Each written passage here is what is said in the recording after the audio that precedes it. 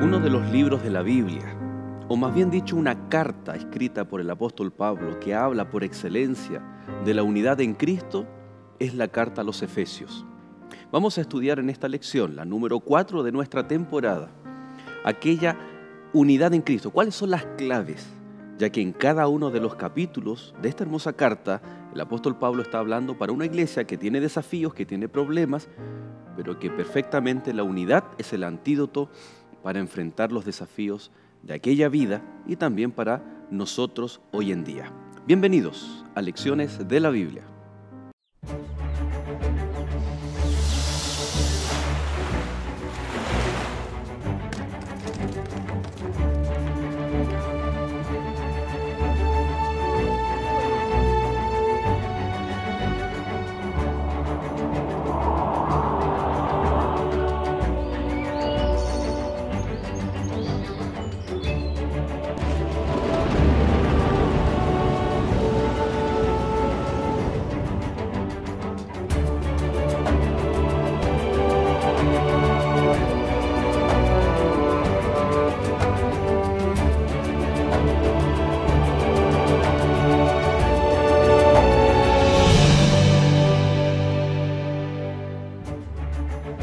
Dándonos a conocer el misterio de su voluntad según su beneplácito, el cual se había propuesto en sí mismo de reunir todas las cosas en Cristo, en la dispensación del cumplimiento de los tiempos, así las que están en los cielos como las que están en la tierra.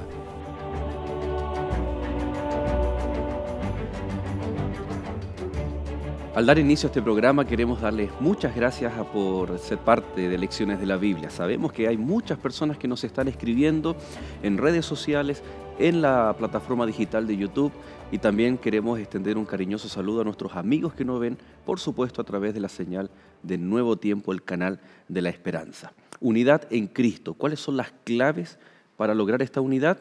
Ya el apóstol Pablo se las señala, se las menciona a la iglesia de Éfeso en su carta a los Efesios. Es el tema que vamos a estudiar, a comentar, conversar en este programa. Y para eso queremos dar la bienvenida nuevamente. Muchas gracias, Pastor Hernán Amigo, por acompañarnos. Muchas gracias, Joel. Contento de poder acompañarles en esta hora y también contento sobre la temática que vamos a tocar hoy. Pastor Everantío también, muchas gracias, evangelista de la Misión Sur Metropolitana. Estamos contentos de que nos acompañes nuevamente un capítulo más. Muy contento también de continuar en esta temporada estudiando este tema tan importante. Vamos a orar, Pastor Hernán, por favor. ¿Cómo no? Vamos a orar. Querido Dios, una vez más queremos dirigirnos a ti de manera muy especial para que al abrir tu palabra, al estudiar y repasar una vez más esta lección, queremos que el cielo pueda entregarnos su sabiduría a través del Espíritu Santo y que podamos recibir de parte tuya una bendición para poder obtener las claves para la unidad. Con gratitud oramos y pedimos tu presencia una vez más en el nombre de Jesús. Amén. Amén. Amén. Hay ciertas ciudades que en todos los países hay que atraen a muchas personas por temas laborales, económicos, académicos también, y que se transforman en grandes centros urbanos. Por lo general, los puertos, al menos en décadas anteriores, eran ciudades que, por ejemplo, en Chile tenemos una ciudad, Valparaíso, donde fue la primera compañía de bomberos, el primer teléfono y muchas cosas, el primer equipo de fútbol y así, por la influencia de aquellos que llegaban, en este caso a nuestro país, por esa ciudad. Y en su momento recobró y tenía una importancia trascendental para los avances, economías, etc. Pablo instaura una iglesia en un lugar muy especial, en Éfeso. ¿Qué podemos, antes de entrar de lleno al texto bíblico, pero qué podemos hablar acerca de Éfeso? Éfeso era un centro comercial allí en Asia Menor. Un lugar, como siempre ocurre con estas ciudades, que era bastante diverso con los grupos de personas, de razas. Habían gentiles, judíos, en ese tiempo también habían distintas clases sociales, y es allí donde se funda una de las iglesias, en una ciudad bastante diversa. Es un desafío para la iglesia cuando está especialmente en un lugar con mucha diversidad, con multiculturas? Claro, de hecho, quizá mencionarlo, ¿no? Hoy en día a nuestro país están llegando bastantes inmigrantes que obviamente tienen diferentes culturas, diferentes tradiciones, y muchas veces es difícil desapegarse de aquello cuando incluso uno viaja al extranjero y vive afuera. Entonces, el poder llegar con un mensaje claro a estas personas se hace un desafío. El hecho de que en el antiguo Éfeso hubiesen gentiles mezclados con judíos y otras nacionalidades, se hacía un poco denso, si pudiéramos decirlo así, porque claro está que la nación reinante, si pudiéramos llamarlo de esta manera, era quien quería imponer sus términos y sus dogmas. Entonces, en ese conflicto, siempre habían algunos que salían obviamente airosos, pero también habían otros que lamentablemente perdían alguna de sus características fundamentales o tradiciones. Y finalmente, cuando vemos el tema de la iglesia en ese lugar, vemos que la iglesia viene a cambiar, en otras palabras, toda la mentalidad de las personas, y en ese intento de cambio es donde vemos los principales desafíos, porque cómo crear la unidad en base a las diferentes perspectivas de vida que la gente tenía en Éfeso. Ahora, sobre eso, las diferencias culturales ya son un obstáculo, son un desafío, Ujú. porque en las culturas se siente diferente, hay percepciones diferentes para acercarse a Dios, por ejemplo, y costumbres que son cotidianas también se perciben de manera diferente. Pero aparte de eso estaba el obstáculo de que el judaísmo en sí era una nación que miraba con cierto recelo a aquellos que eran gentiles, que eran paganos. Más allá de las diferencias culturales, había una barrera, porque ellos tenían un sentido bastante exclusivos de sí mismos. Y en el capítulo 1 de Efesios, Pablo ocupa una frase que o no alcanza ni siquiera a ser una frase, ¿no? Pero él dice, en Cristo. Y lo va a repetir para traer conceptos que ayudan para este especial desafío que ya han comentado ustedes, que era Éfeso, ¿no? Multiculturas, hábitos religiosos, estilos de vida completamente diferentes, en donde se es un desafío, pero no es imposible. ¿Qué les parece si vamos ahí? Ya el verso 4, después de su introducción, los saludos iniciales, el verso 4 dice, según nos escogió en Él antes de la fundación del mundo, para que fuésemos santos y sin mancha delante de Él, en amor habiéndonos predestinados para ser adoptados hijos suyos por medio de Jesucristo, según el puro afecto de su voluntad. ¿Qué precedente quiere dejar o qué fundamento para empezar a construir en su carta el argumento de la unidad, unidos en Cristo? Pero ¿qué precedente, qué fundamento está dejando aquí en el capítulo 1 ya con estos dos conceptos, ¿no? De estar siendo elegidos por Dios? Quizá de manera especial, señalar que el propósito principal de Dios en el plan de salvación es reunificar todas las cosas por medio de Cristo. Y esa unidad puntualmente sabemos que se va a manifestar al final del tiempo. Entonces, cuando vemos y comenzamos a leer el libro de Efesios, tenemos que tener en claro de que el propósito puntualmente de la unidad tiene que ser Jesús. En Jesús se unifica, en otras palabras, y para eso, para poder unificarse, hay algunos conceptos que nosotros estamos viendo ahí. Por ejemplo, el primer concepto es el de adopción. Y quizá podríamos comentar algo más en relación a ese concepto de adopción. Antes de seguir, ya vemos que el agente unificador en este aspecto es Cristo. Y Cristo en sí mismo ya es un agente unificador al encarnarse. Uh-huh. Hemos mencionado tal vez en otros contextos de que el pecado provoca una brecha. Pero cuando Cristo se encarna, se unifica allí Dios hombre. Y en cierta forma se adopta la humanidad y Cristo conserva su cuerpo humano para siempre. Y ahora se agrega el elemento de que la humanidad es adoptada en Cristo. Aquellos que han aceptado a Cristo somos adoptados y somos miembros de una misma familia, más allá de las barreras culturales, más allá de los lugares de orígenes, somos adoptados en Cristo, porque Cristo ya es el agente unificador. Podemos correr el riesgo de, ante tanta diversidad, surgen las diferencias o las competiciones, que unos son mejores que otros o merecedores que otros de esto otro, incluso de la salvación. Ese era el riesgo que se corría.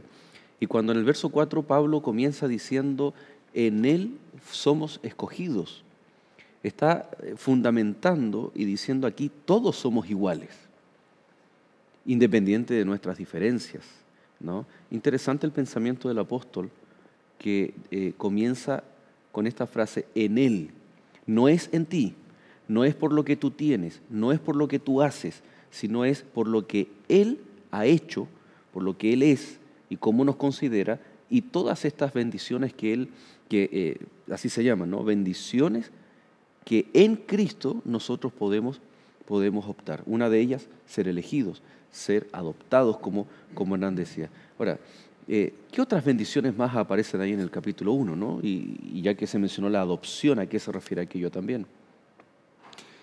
El pecado nos ha separado de Dios, ya hemos mencionado esto, pero podemos llegar a ser hijos de Dios por una adopción espiritual. Esto genera también un marco, si podemos decir, paralelo. Aquellos que antes no eran nada, llegan a ser hermanos en Cristo. Aquellos que tal vez estaban enemistados, ahora llegan a estar más cercanos porque somos parte de la misma familia. Llegamos a ser parte de la misma familia porque tenemos a Dios por Padre. El perdón nos trae eso y hace que estemos mucho más cerca los unos de los otros. Sí, Jesús llega a ser ese nexo. De hecho, aquellos gentiles que creían en Jesús pasaban a ser inmediatamente parte de esta familia, y esta familia estaba en un auge de crecimiento máximo, porque cada persona que veía a través de los discípulos mismos, a través de Pablo, por ejemplo, en este caso, en el libro de Éfeso, las cosas que él hablaba y en connotación a la historia pasada y lo que iba a venir, los milagros que eran realizados, la iglesia veía que el pertenecer a esta familia no requería, en otras palabras, tantos, digamos así, esfuerzos, sino más bien aceptar que Jesús era el Hijo de Dios y que en Él podíamos nosotros pertenecer a esta familia. El concepto de padre es bien interesante, ¿no? Aquí, Hernán, tienes un hijo. Un hijo. Un hijo. Dos Tengo hijos. 2 hijos. 3 hijos. Menos mal, no hay más panelistas, ¿no? Y varios de nuestros amigos, tal vez aquel que tiene más de un hijo puede percibir explícitamente de que misma madre, mismo padre, 2 hijos, pero pueden llegar a ser muy diferentes entre sí. Pueden compartir rasgos, se parecen, aunque algunos dicen se parece a la mamá, menos mal. Pero en nuestro caso es así, ¿no? Bueno, Sí. esperemos que pronto Elian pueda tener algún hermanito o No hermanita. profetice, pastor, por favor. Pero aún así los hijos son diferentes, pero cuando recurrimos y vemos que es el mismo Padre, ahí está el elemento que nos une, ¿no? Fíjense ustedes que quisiera leer ahí en Efesios algunas de las bendiciones que aparecen en Cristo, que nos bendijo con toda bendición espiritual en los lugares celestiales en Cristo. Luego dice, nos escogió en Él antes de la fundación del mundo. ¿Se dan cuenta cómo saca todo lo que tú eres, lo que tú tienes? No depende de eso, de la elección. Habiéndonos predestinados para ser adoptados, hijos suyos, nos hizo aceptos en el amado. Tenemos redención por su sangre, el perdón de pecados. En Él conocemos los misterios de su voluntad. En Él tenemos herencia. En Él somos para alabanza de su gloria, y en Él somos sellados con el Espíritu Santo al momento que aceptamos a Cristo Jesús. O sea, por eso podemos resumir como las múltiples bendiciones en Cristo Jesús. Cómo esto derriba todas las barreras, ¿no?, que atentan contra la unidad en ese contexto de la iglesia de Éfeso. Recordemos que los judíos que ejercían un intenso poder en el ámbito religioso, en ese sector, ellos creían ser del pueblo escogido de Dios, y cualquier otra persona de otra nación no era admitida porque no debía tener los mismos privilegios. No somos iguales, decían ellos. Ellos vienen de otro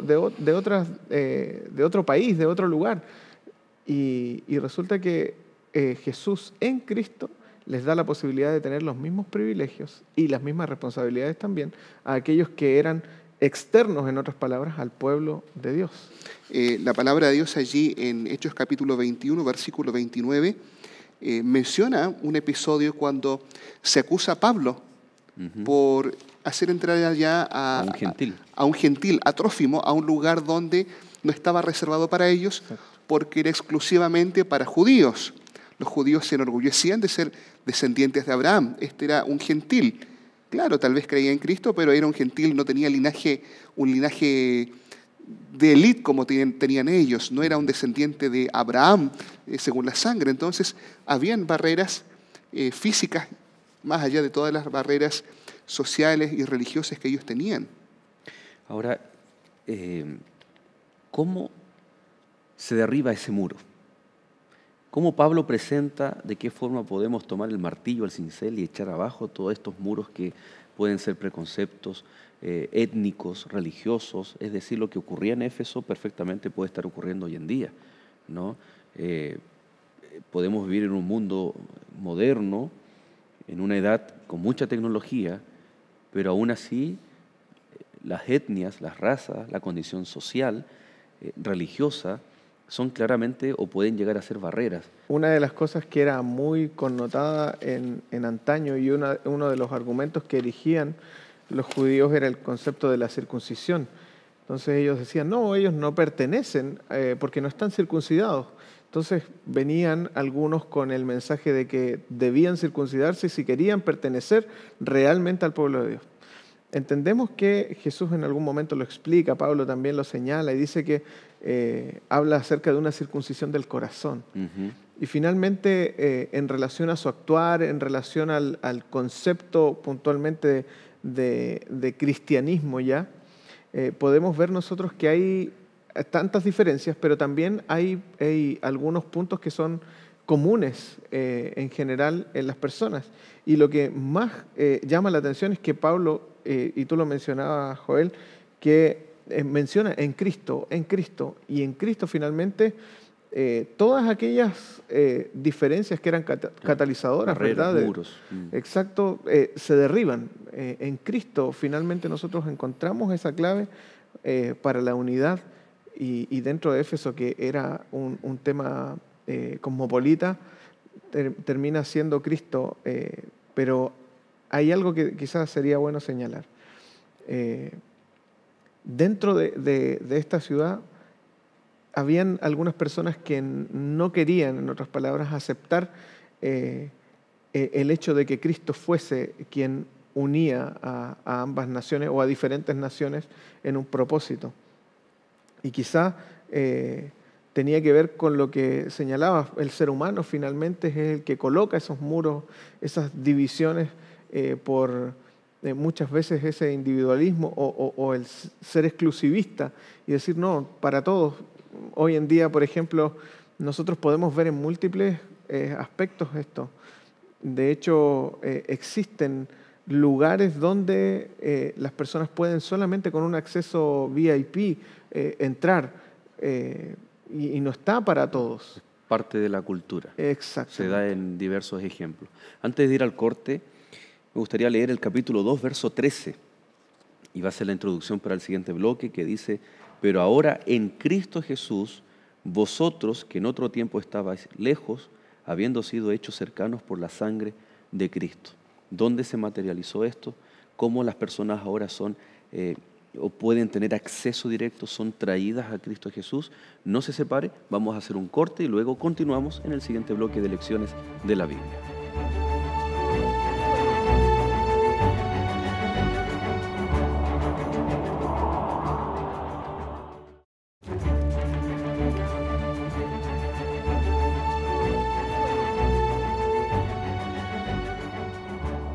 Ya estamos de regreso, queridos amigos, agradeciendo nuevamente la compañía que fielmente muchos de ustedes hacen de lecciones de la Biblia. Gracias por permitirnos estar con cada uno de ustedes. Y si me permiten, en la temporada anterior, muchos de ustedes dejaron sus saludos y como Lecciones de la Biblia les agradecemos un cariñoso saludo a nuestra amiga Elba Moreno, Víctor Manuel, Ramona Bordón, Pablo Gamas, ¿no? Katy Molina, Isabel Nievas. Todos estos son nombres de usuarios de la red de YouTube. Muchos de ustedes entonces están sintonizando, están compartiendo en sus redes sociales, compartiendo esperanza a través de Lecciones de la Biblia. Así que déjenos ahí su comentario. ¿De dónde usted nos sintoniza? ¿En qué parte del mundo está? Porque, pastores, hemos tenido saludos de Rotterdam, desde San Francisco, desde California, desde Centroamérica, ¿no? De muchos lugares nos sintonizan, así que aprovechamos de enviar un cariñoso, afectuoso saludo a nuestros amigos, ¿no? Quedaba ahí pendiente el capítulo 2, verso 13, que Pablo ya está mostrando el antídoto, la solución a estas barreras, a los prejuicios, ¿no? Estas costumbres que muchas veces son propias del ser humano. Entonces, dice, pero ahora en Cristo Jesús, vosotros que en otro tiempo estabais lejos, habéis sido hechos cercanos por la sangre de Cristo. Es decir, ahora la frase en Cristo tiene que ver con su sacrificio, con su muerte en la cruz.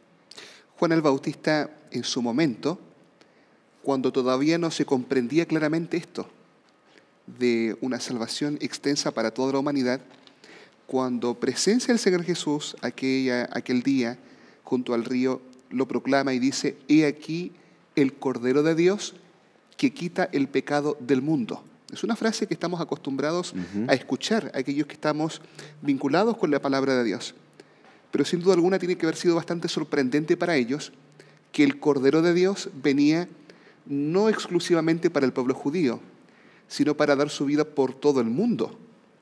Este carácter universal de la salvación que Cristo ofrece en la cruz del Calvario cambia completamente las perspectivas. Su sangre viene para librar un problema que es universal y que a todo esto también es la raíz de las diferencias y de las divisiones entre naciones, que es el problema del pecado.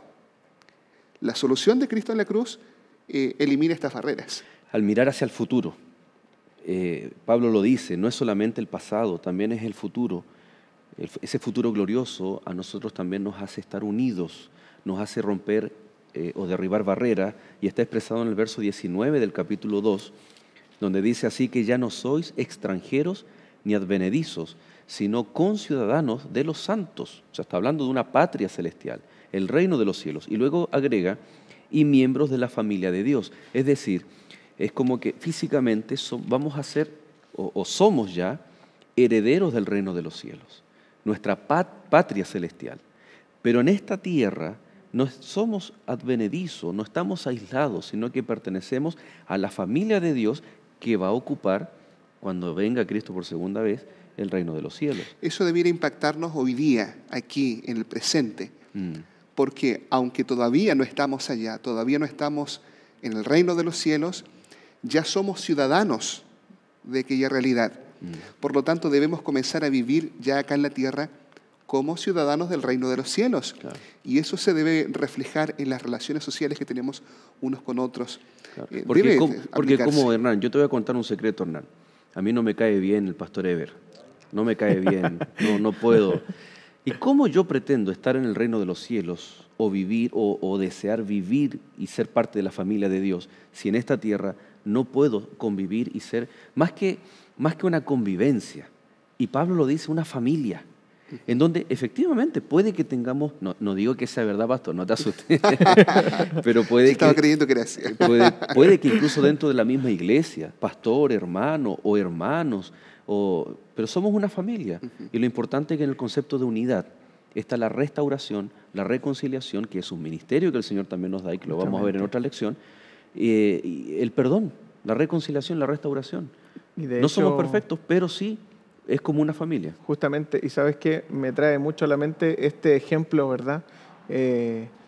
El concepto de cuando nosotros vamos al libro de Génesis y comenzamos a ver el tema de familia en el libro de Génesis.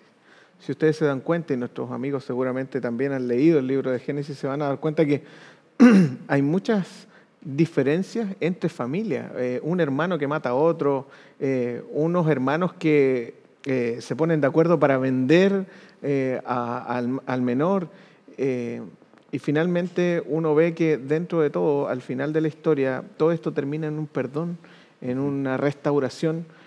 Y esas relaciones finalmente, cómo Dios permite que se restauren. No hay perfección en los hijos de Dios. Somos seres humanos y tendemos normalmente a equivocarnos, a obrar mal muchas veces, pero siempre debiéramos nosotros intentar, por lo menos, demostrar a través de nuestros actos, a través de nuestras palabras, de nuestros gestos, de nuestro ser, el que somos diferentes.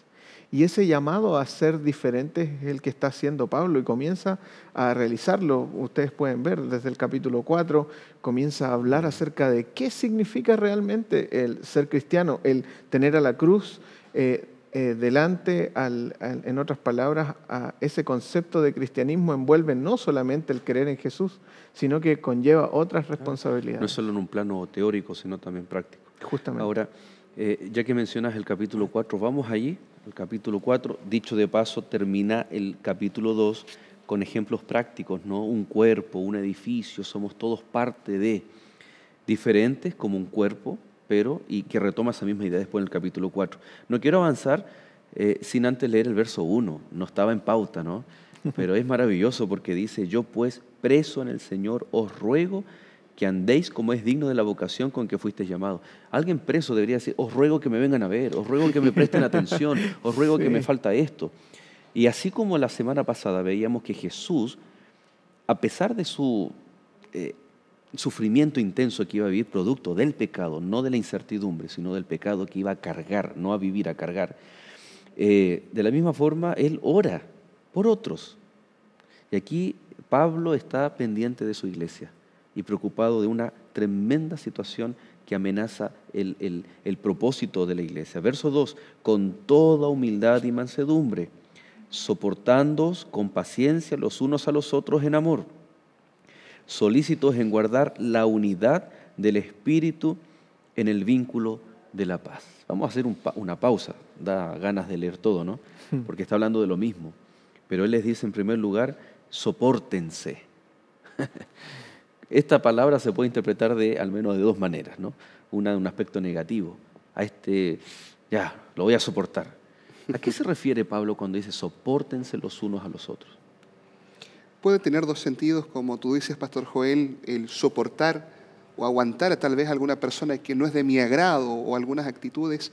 Una tolerancia. Tolerar. De mal gusto. Pero también tiene otro sentido que es positivo, que es sustentar, soportar, levantar a otros que tal vez están sufriendo. La unidad, cuando hablamos acá, no es un asunto místico. Pablo comienza a aterrizar esto. Y esto se aplica en cosas reales.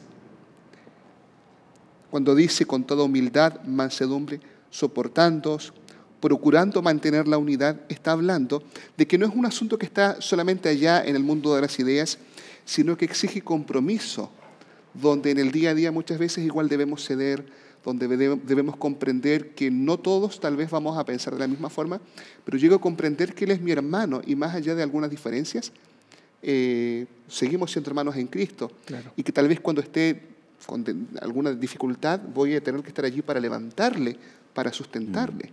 Interesante que ocupa humildad, mansedumbre, paciencia y siempre por excelencia el principio mayor es el amor, ¿no? Claro. Y termina diciendo ahí, o esa parte, en amor. Podemos ser pacientes, humildes, mansos, pero si no está el amor, como el mismo apóstol Pablo dice en Corintios, ¿no? Es como un metal desafinado, sí, que el sonido no es agradable.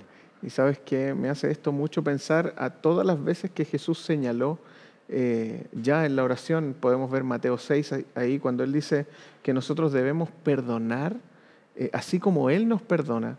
Y si nosotros no perdonamos, dice Él, vuestro Padre que está en los cielos, tampoco los va a perdonar a ustedes. Y este concepto del perdón, que es uno de los que podríamos tocar haciendo un breve paréntesis, para nosotros los seres humanos el perdón es un proceso. ¿verdad? A veces el ser humano demora mucho tiempo en perdonar algunas situaciones y yo creo que para Dios es un acto. Dios perdona enseguida, se olvida, como lo señala Miqueas en el capítulo 7, tira nuestros pecados hasta el fondo del mar, le coloca un letrero ahí diciendo prohibido pescar, ¿verdad?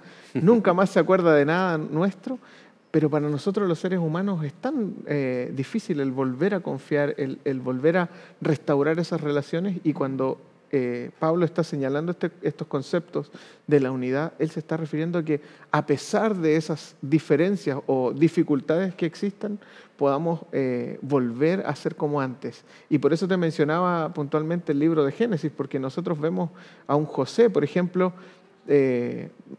traicionado por sus hermanos, y luego, después de esas providencias que Dios permite, José perdonando a sus hermanos, y el pueblo de Dios dependió en algún momento de la voluntad de José. Yo me imagino ahí, si José hubiese estado enojado y hubiese mandado a matar a todos los hermanos de forma vengativa, hasta ahí hubiese llegado el pueblo de Dios, y la historia del pueblo de Dios, en un momento de la historia, dependen de José. Bueno, en relación a este concepto, una de las cosas que sí quisiera señalar es que muchas veces nosotros como seres humanos, y la iglesia en general, vive esperando cosas de los otros. Por ejemplo, yo espero que el pastor pueda visitarme. Yo espero que tal persona mínimo me salude cuando vaya en la calle. A veces ocurre que uno no ve o cualquier cosa, y las personas comienzan a sentirse o comienzan a dolerse con situaciones o haber acciones. una mala intención. Justamente. Por detrás de esto. Justamente. Y el vivir, la sociedad en donde nosotros estamos inmersos, normalmente acredita esta forma de ser, esta forma de pensar, que finalmente, en vez de unificar, lo que hace es dividirnos. Ahora, perdón, el concepto, el verso 4 dice un cuerpo. ¿A qué se refiere un cuerpo? ¿Por qué pone ese ejemplo? Tal vez solamente quería mencionar algo del concepto anterior, y es que cuando hablamos de amor tenemos otra dificultad. La gente dice es que no me nace.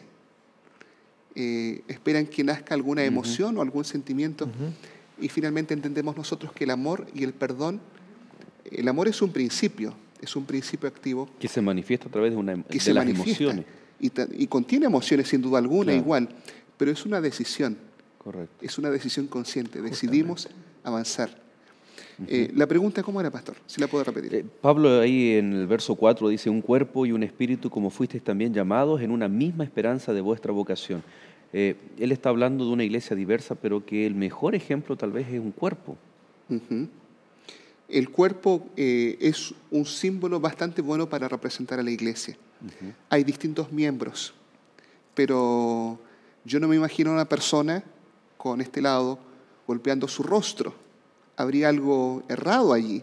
Parece que esa persona tiene algún problema psicológico, algún problema mental, porque ninguno daña a su propio cuerpo. Hay distintos miembros, cada uno tiene su utilidad.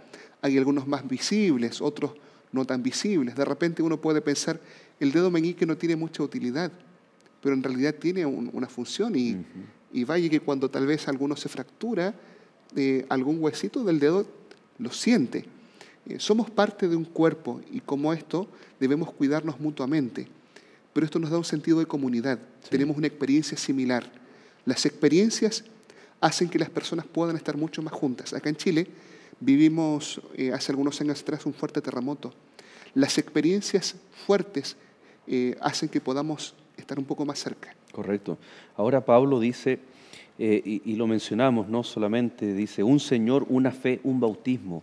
No sé si le ha pasado que muchas personas dicen, no, pastor, yo ya me bauticé una vez, y teniendo la necesidad, por lejanía de Dios, por haber quebrantado la ley de Dios, de renovar su pacto con Dios, porque la renovación del pacto es bíblico, especialmente en el Antiguo Testamento. Claro. Entonces la persona dice, porque la Biblia dice que es un bautismo, pero aquí no se está refiriendo a la cantidad de veces, sino al tipo de bautismo. Se está refiriendo al tipo de unidad, ¿no? Y luego, el verso 7, y lo vamos a dejar también a modo de introducción para el siguiente bloque, dice, pero a cada uno de nosotros fue dada la gracia conforme a la medida del don de Cristo. Es decir, un cuerpo, muchos miembros, pero a estos miembros se les ha dado algo.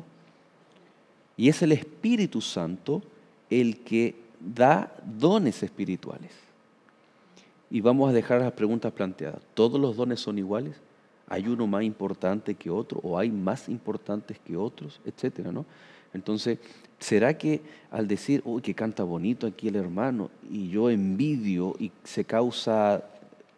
Nosotros podemos hacer problemas de donde sea, ¿no? Hasta de las cosas buenas que Dios ha provisto para su iglesia. Pero ahí tenemos que ver cómo evitar aquellos riesgos que tiene, o el querer estar unidos, y cómo son estos ataques contra la unidad. Queridos amigos, vamos entonces a nuestra última pausa y ya regresamos con el último bloque de lecciones de la Biblia.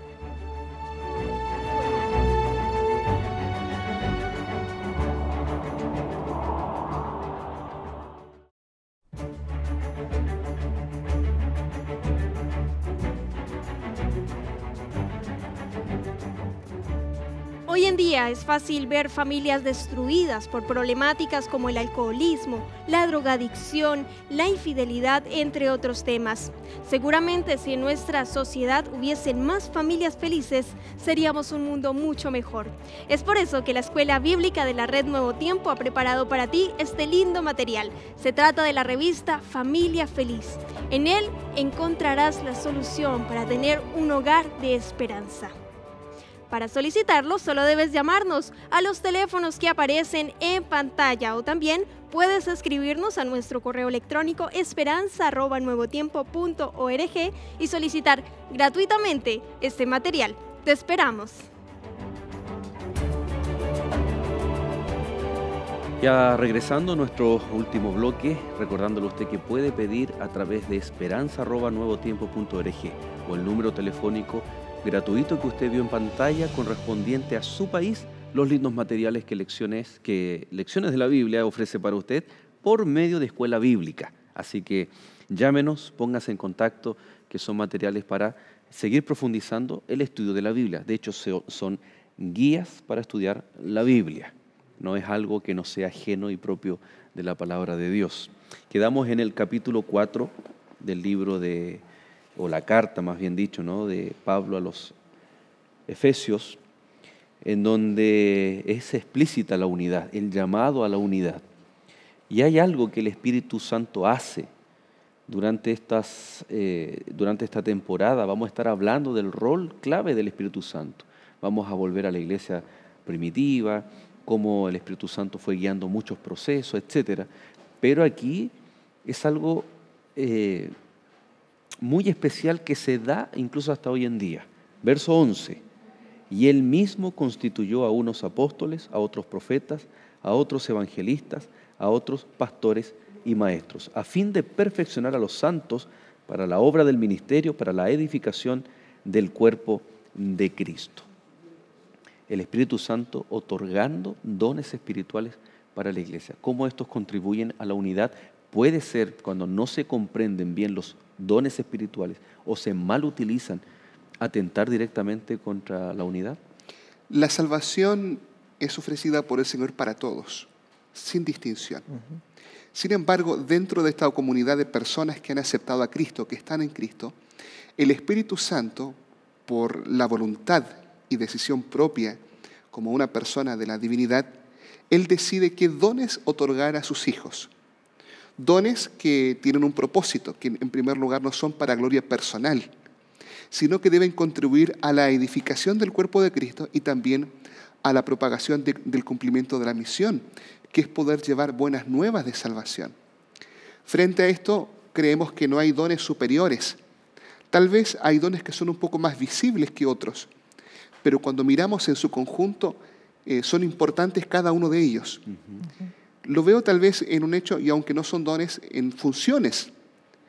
Tengo el privilegio de estar desempeñando la función de evangelista y generalmente trabajamos en terreno y en un edificio, en las oficinas de la misión. Hay distintas funciones, hay secretarias, contadores, pero yo puedo desaparecer varios días y nadie se va a dar cuenta en la misión. Pero cuando la hermana, que tiene una función muy importante, de mantener el aseo de la misión falla, Todo el mundo se da cuenta, porque cada función es importante, pero pareciera ser que algunas no son tan visibles, pero cuando faltan, se extrañan mucho. Así es. Ahora, el tipo de dones son muchos, muchos dones. Es decir, cada cristiano tiene al menos un don espiritual. Y ese es el desafío de descubrirlo, pedir al Espíritu Santo que nos ayude a ponerlo en práctica. Pero los mencionados acá, apóstoles, profetas, evangelistas, pastores y maestros, son de liderazgo de la iglesia. ¿Qué características debieran tener estos dones de liderazgo o qué características debiera tener el liderazgo de la iglesia para fomentar y mantener la unidad de esta misma?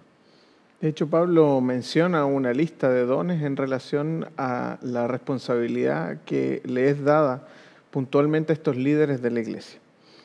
Seguramente los vamos a desarrollar en un momento.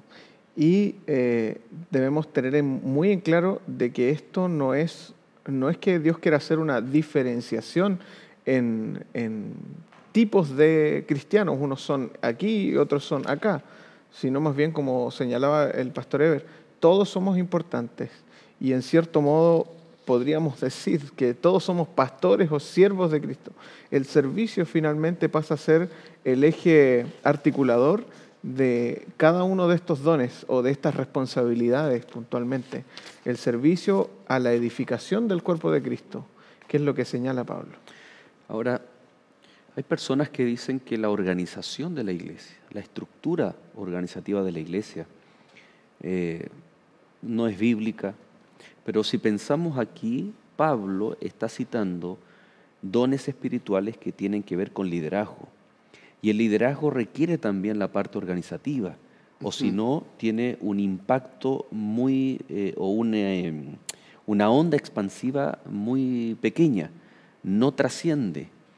Por lo tanto, la iglesia, para ser transversal, para alcanzar con el Evangelio, la iglesia requiere de la organización, y Pablo está mencionando que la organización no es algo rígido o una estructura no espiritual, porque para liderar a la iglesia se requieren dones espirituales, no solamente una capacidad humana, sino también dones espirituales. Es decir, la iglesia, las personas tienen dones, pero en la organización esas personas con dones pueden también participar en el liderazgo de la iglesia. El tema tiene que ser en amor, siguiendo los principios de Cristo que Pablo también está señalando acá. Ahora hay una responsabilidad especial de aquellos que poseen dones de liderazgo. Es perfeccionar a los santos para la obra del ministerio. De pronto percibimos que en la comunidad de la iglesia no todo el mundo ha descubierto su don. Y alguno puede pensar, bueno, dentro de todo esto, ¿cuál es mi función? Dios ha puesto también funciones de liderazgo para desarrollar dones o para que la gente descubra los dones que tienen. El líder no es aquel que hace todo, sino aquel que potencia a aquellos que tal vez no han descubierto un don para que también puedan sentirse parte de esto, porque en realidad así lo es. Y todos tenemos dones, solamente que no todo el mundo lo ha descubierto. Y hay algo bien especial que es bíblico. Esto no es algo, una invención o manipulación. Miren el capítulo 5, vamos ahora al capítulo 5, el verso 21, donde dice: someteos unos a otros en el temor de Dios. ¿Por qué digo que puede sonar a invención o a manipulación? Porque hoy en día vivimos en una cultura de la libertad o de la liberalidad, ¿no? En donde todo el mundo quiere hacer lo que bien le parezca o lo que a ti te parece, si está bien, hazlo. Relativismo, le podemos poner un sinnúmero de nombres a la tendencia filosófica y de actuar de la cultura que nos rodea. Tal vez el principio y el consejo bíblico, sométete, así en simples palabras, está en contradicción a lo que vemos en televisión: marchas por esto otro, no estamos de acuerdo con esto, salgamos a las calles a protestar. Y la Biblia dice: someteos unos a otros en el temor del Señor. ¿A qué se refiere el apóstol Pablo con este sometimiento? Sabes que me parece interesante porque cuando Pablo habla acerca del matrimonio, también habla y le habla a la mujer y dice que debe someterse al hombre. Estar sujetas. Estar sujetas, ¿verdad? En otras es la misma palabra, de hecho. Entonces nosotros encontramos que esto tiene que ver con acompañar. De hecho, Pablo relaciona este concepto de sometimiento a la frase llenos del Espíritu. En otras palabras, podríamos decir que debemos someternos a aquellos que por el don del Espíritu han sido llamados a liderar dentro del cuerpo de Cristo. Nosotros tenemos un cuerpo material, ¿verdad? Pero todo está dirigido por un cerebro que es un centro de comando. Un centro de comando, exactamente, que articula cada uno de los movimientos y lo que nosotros hacemos y decimos. Al igual, y creo que es muy lógico el ejemplo de Pablo en relación al cuerpo, porque de esa manera él dice, hay un centro que va, en otras palabras, a mandar, si pudiéramos utilizar ese concepto. Y a ese cuerpo deben someterse, porque sin duda que lo que ellos realizan va a ser lo mejor para cada uno. Ahora, el caso de la esposa, ¿no? Sujeta a su marido, también reconoce el liderazgo del esposo o del padre en la familia, un liderazgo espiritual. Exacto. No es que está inhabilitando los derechos de la mujer o de la esposa. Claro. Todo lo contrario, porque está en una relación, y después dice, así como Cristo es cabeza de la iglesia, y después viene el ejemplo, así como Cristo ama y dio su vida por la iglesia. Entonces, no es que el marido, o la mujer al someterse al marido, no es que el marido puede hacer lo que quiera. O la anula. O la anula. De repente y en decisión, como si fuese una anulación. hasta en el plano sexual, uno puede decir, aquí la Biblia está amparando ciertos abusos, y no es así, sino que está ocupando este ejemplo para hablar de lo que son dones de liderazgo, ¿no? Hay otras versiones de la Biblia que lo traducen así: sean dóciles unos con otros, da otro sentido, o guárdense mutuamente respeto, porque está hablando de algo mutuo, y en realidad entendemos nosotros que para que esto sea una realidad, tal vez en la iglesia, Pablo ahora comienza a hablar un poquito acerca del hogar. Y de pronto podría ser que hablemos de la unidad en la iglesia, en la comunidad de la fe, pero de pronto tal vez no tenemos unidad en la familia. ¿Cuán importante, Pastor Hernán, tal vez sería la unidad trabajada primero en el hogar, y qué impacto tendría esto como la unidad en la iglesia? ¿Tiene alguna relación? Justamente nosotros vemos que la base de la sociedad puntualmente es la familia. Entonces, si nosotros comenzamos enseñando y practicando la unidad en la familia, vamos a poder extender esta misma unidad hacia el resto de la sociedad. Exacto, sin duda alguna, el hogar es la base de la sociedad y también de la iglesia. Tal vez tenemos dificultades o hay problemas, pero en Cristo la unidad puede comenzar en el hogar. Por eso es importante que nosotros podamos invitar al Señor Jesús a nuestros hogares, podamos tener cultos tal vez donde podamos el papá, la mamá, los hijos, ir a la palabra de Dios, y de esa forma podamos tener la base para que en el hogar podamos comenzar a estar un poco más unidos, y esta unidad también se traspase a la iglesia. Pastor Hernán, vamos con el resumen que el Pastor Joel nos tiene en esta ocasión de una lección muy interesante. Claro que sí, me parece. Vamos. Ok. Pastor Joel, ¿qué nos puede contar y cómo podemos resumir los puntos presentados en este estudio? Bueno, es un gran desafío, pastores, ¿no? Porque estamos viendo el libro o la carta a los Efesios, y ustedes pueden ver que las claves de la unidad, la frase que ocupa Pablo es en Cristo, ¿no? De hecho, cada carta del apóstol Pablo se puede reconocer con una oración.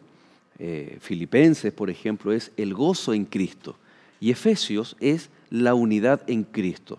En una ciudad de múltiples culturas, mucha diversidad, sí se podía lograr la unidad. ¿Cuál era la clave? Entonces veíamos que en el capítulo 1 el apóstol Pablo está presentando las bendiciones de estar en Cristo. Fueron muchas las que enumeramos, ¿no? Ser adoptados, somos elegidos por el Señor, y es a través también de la cruz de Cristo. Efesios capítulo 2 mostraba que los muros, las barreras que existieron en el pasado, desde la práctica de la circuncisión, como ya lo hemos mencionado, no solamente ahora, sino muchas temporadas, barreras culturales, barreras sociales, etc. Y el capítulo 2 habla de la salvación por gracia, a través de la cruz de Cristo, del derramamiento de su sangre. Es aquello que nos convierte en que somos todos iguales y tenemos un común denominador. Todos necesitamos del mismo Salvador. No importa lo que tú tengas, no importa quién tú seas, no importa de dónde tú vengas, nuestras diversidades se juntan en la necesidad del Salvador que es Cristo Jesús. El capítulo 4 estaba mencionando que esta familia espiritual, la familia de Dios, se compara a un cuerpo, el cual es un solo cuerpo con muchos miembros, a los cuales el Espíritu Santo le otorga dones espirituales para estar involucrados, porque ninguna parte del cuerpo está sin un propósito. Los dones espirituales para que todos tengamos un propósito, nos sintamos parte de la familia de Dios, para que nadie que acepta a Cristo Jesús se sienta que no es parte de. Por lo tanto, los dones espirituales, especialmente que Efesios 4 señala, son aquellos de liderazgo. Y es por eso que en el siguiente capítulo, el número 5, el apóstol Pablo está hablando acerca de las relaciones humanas, en la familia, en la iglesia, etcétera, ¿no? Reconocer esos dones de liderazgo. En nuestro ejemplo, hablábamos de la iglesia adventista, en su organización, en donde aquellos líderes tienen este don, que es un don celestial. No es que arbitrariamente alguien los eligió, es el Señor Jesús a través de su Santo Espíritu que otorga estos dones espirituales. Y el sometimiento, una palabra un tanto compleja en la época que estamos viviendo, pero que tiene un sentido bíblico de ser dóciles, de confiar en la dirección del Espíritu Santo. Y no hay nada más maravilloso como clave de la unidad, creer en una iglesia dirigida por el Espíritu Santo, dirigida por Dios, a pesar de nuestras imperfecciones, a pesar de nuestros errores. Por lo tanto, Pastor Eber, creo que es una linda invitación también para nuestros amigos del capítulo de hoy. Tú debes decidir por Jesús y debes aceptarle como tu Salvador personal. Él debe ser el Señor de tu vida. Vamos a orar juntos al Señor. Amoroso y tierno Padre Celestial, queremos agradecer porque en este mundo de tantas divisiones y problemas, tú has enviado al agente unificador que es tu Hijo amado. Muchas gracias porque Él vino aquí a la tierra y con su muerte no solamente nos unió contigo, sino que también permite que las barreras que nosotros mismos hemos levantado puedan ser destruidas y derribadas. Gracias también, Señor, porque a tu iglesia y a nosotros que somos miembros de tu iglesia, miembros de tu cuerpo, nos has dado diferentes dones. Señor, gracias por esto. Ayúdanos a descubrir los dones y a ponerlos a tu servicio y de esa forma también sentirnos útiles y sentir que tenemos parte dentro de este proceso. Te pido una bendición muy especial por los amigos que están en casa, que al recibirte en sus corazones también puedan experimentar la paz y la salvación que tú entregas a tus hijos. Lo pedimos en el dulce nombre de Cristo Jesús. Amén. Amén, Señor. Gracias, Pastor Eber.